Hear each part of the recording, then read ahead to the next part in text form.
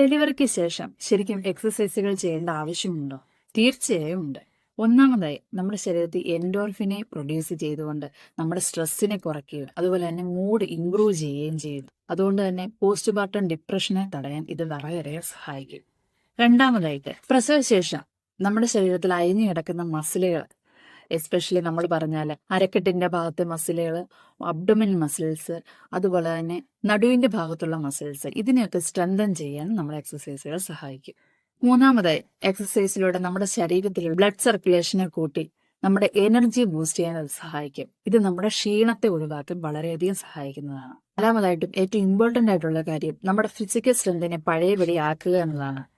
കുഞ്ഞിനെ കൈകാര്യം ചെയ്യുക, കുഞ്ഞിനെ എടുത്തുകൊണ്ട് നടക്കുക, അതുപോലെ കുഞ്ഞെന്തെങ്കിലും ഒരു സാധനം എടുക്കുക, ഇതിലൊക്കെ തന്നെ നമ്മുടെ ശരീരത്തിന്റെ ആരോഗ്യം പഴയ രീതിയിലാക്കിയെടുക്കുക തന്നെ വേണം.